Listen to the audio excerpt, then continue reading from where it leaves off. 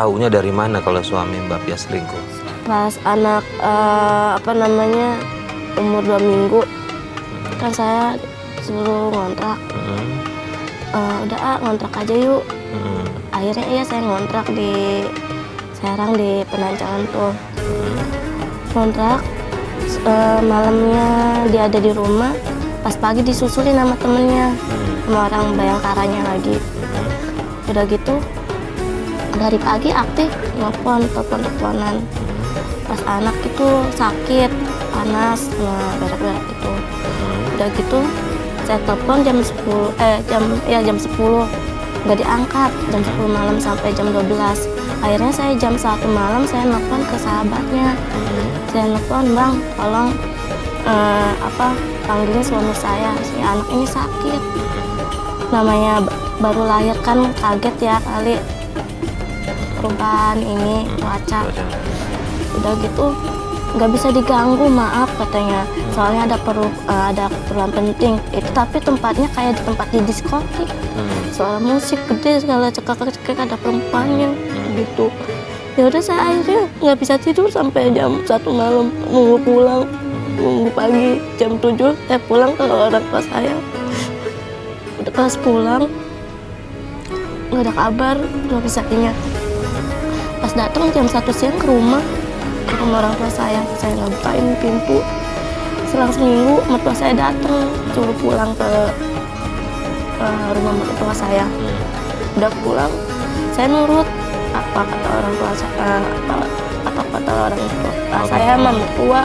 Udah ngasih bayi, kasihan gitu ya, kalau pengen cerai juga harus mikir dulu, dipertahanin.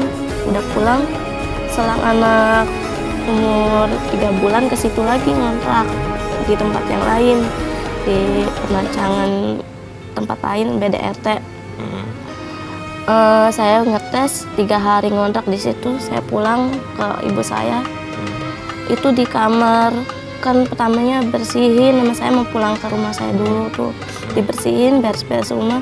Pas saya ke situ lagi kontrakan, itu di rumah ada kondom segala macem. Kata saya, "Ya Allah, kapan makanya saya aja nggak pernah berbuat sama kamu kayak gini," gitu.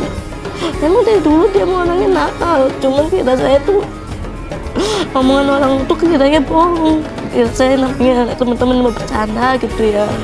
Emang sih itu banyak perempuannya, katanya kamu ngapain mau, katanya gitu.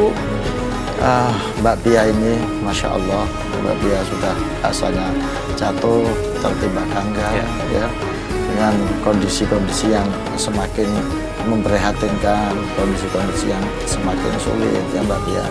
Maka menurut saya ini Mbak Pia harus kuat bertahan menghadapi kehidupan ini, karena Mbak Pia punya 2 anak ya, satu dari anak yang pertama, suami yang pertama, yang kedua anak dari suami yang kedua yang ternyata sekarang sudah diambil alih oleh mertua, direbut paksa oleh mertua, sehingga ini tanggung jawab atau beban atau apapun namanya yang harus dipikul oleh Mbak Pia, dan Mbak Pia harus terus hidup, Mbak Pia harus terus survive menghadapi ini ya.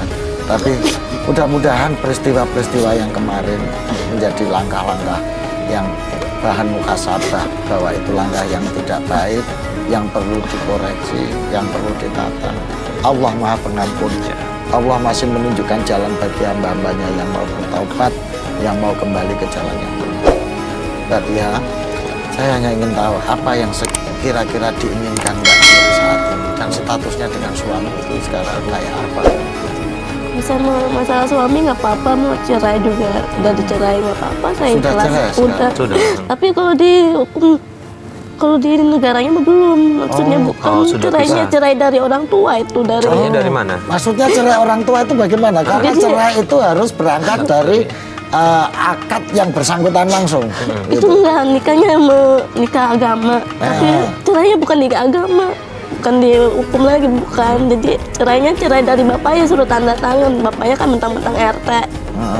Kamu cerai katanya, nih tanda tangan di buku ini katanya gitu. Ya saya nurut, kan namanya rumah tangga ribut wajar gitu ya. Iya. Jadi orang tuanya ikut campur. mentang-mentang RT di situ jadi kuasa, dia yang suruh tanda tanganin. Itu sah Ustaz, perceraian seperti itu orang tua memaksa? Nggak boleh, Mas. Nggak boleh. Itu nggak sah. Perceraian itu harus, talak itu harus kalam atau kalimat sigot takliknya atau kalimat talaknya itu harus berasal dari yang bersangkutan. Dan saya cerai kamu. Nah, kalau dia belum pernah ucapan itu, mau tanda tangan, mau apa, dan cerai itu harus dalam keadaan sadar dan bukan dalam keadaan terpaksa. Hukum itu harus berjalan dalam keadaan sadar, tanpa tekanan, tanpa paksaan. Nah, suami ada sempat melontarkan saya ceraikan kamu? Nggak pernah. Nggak pernah. Sedikit pun. Saya malah ngomong, udah itu kan udah ngomong orang tuanya cerai, berarti kita tuh harus cerai. Dia yang nggak mau, sampai kapanpun nggak saya ceraiin katanya. Sampai sekarang juga dia gantung. Belum pernah ke pengadilan, belum pernah. Iya. Mbak Pia, komentar orang tua Mbak Pia gimana? Kata ibu udah sabar aja, mudah-mudahan nanti juga ada balasannya, katanya orang kayak gitu. Jadi sekarang Mbak Pia kembali bersama ibu lagi. Iya. Ya udah Pak Ustadz, ini juga kita mengundang ibunya juga ada di studio. Nanti ibunya juga sempat cerita sama kita ada masalah mengenai keluarganya. Jadi kita langsung undang aja ya Pak Ustadz. Ya. Baik. Silakan Ibu. Assalamualaikum Ibu. Dengan Ibu. Oke, silakan Ibu. Ya, mari Bu, silakan.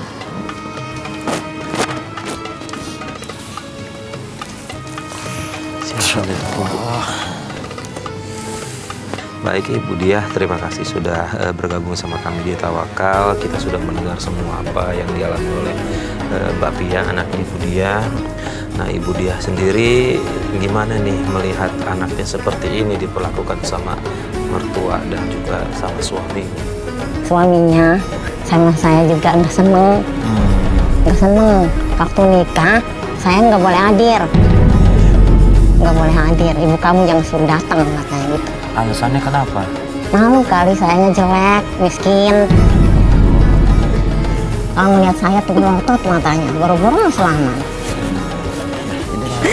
Ini sudah bukan lagi keanehan, ini sudah kedaliman. Jadi rumah tangga yang dibangun bukan relasi ya kesetaraan, relasi kekeluargaan, tapi gap sosial ini masih diciptakan. Keluarganya itu ibu bapaknya ngomongin saya bau tanah, katanya. Udah bau tanah.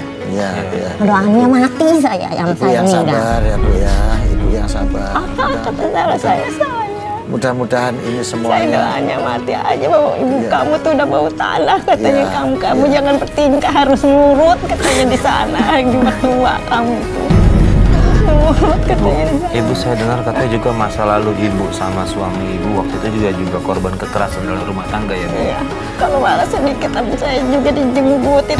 Saya begini hampir rontok tuh tangan dia.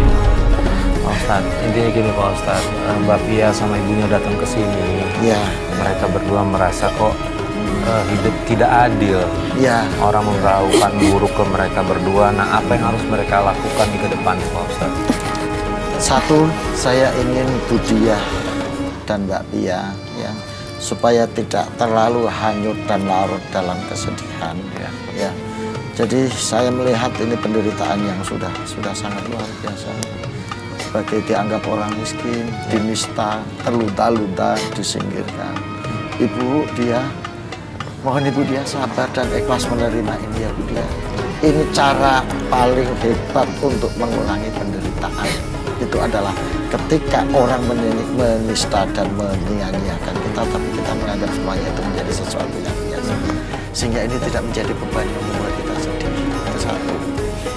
Yang kedua, tetap yakin pada keadilan Allah, Bu Diah.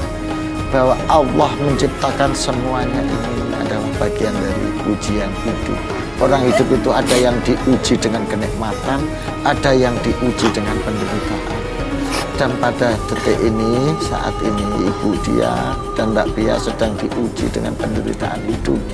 Kalau Ibu ikhlas, kalau Ibu sabar, dan tetap tawakal kepada Allah, insya Allah ini akan menjadi kebaikan bagi Ibu di dunia dan akhirat.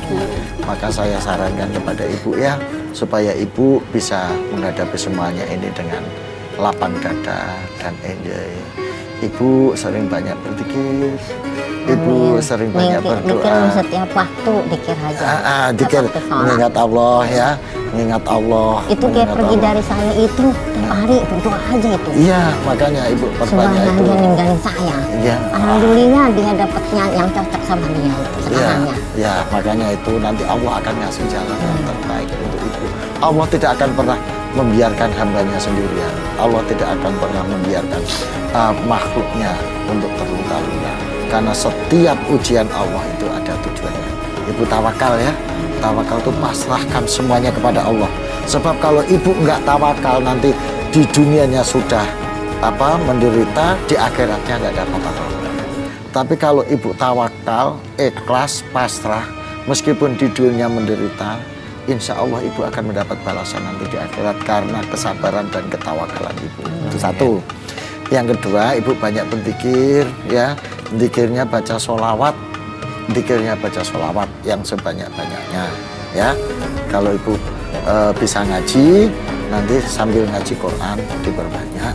Nanti ini menjadi penenang dan penyejuk jiwa, ya Bu ya. Nah ini saya ikut berdoa, mudah-mudahan apa yang dialami Mbak Tia segera berakhir, mendapat jalan keluar yang baik. Kalau toh harus bercerai, ya bercerai yang baik dan segera mendapat pengganti yang lebih baik. Kalau toh harus terus, mudah-mudahan keluarga ini juga disadarkan untuk menerima Mbak Tia apa adanya, sehingga Mbak Tia bisa menerima kebahagiaan hidup yang baik. Amin ya rabbal alamin. Baik, Pak Ustadz, terima kasih atas semua nasihatnya buat Mbak Tia sama Ibu Dia. Mudah-mudahan kita berdua juga ikut bantu doa ke depannya menjadi lebih baik lagi, insya Allah ya. Terima kasih sudah berbagi cerita dengan kami di Tawakal, dan ini mudah-mudahan juga bisa menjadi pelajaran terpenting bagi pemirsa di rumah agar kejadian seperti ini tidak terulang kembali.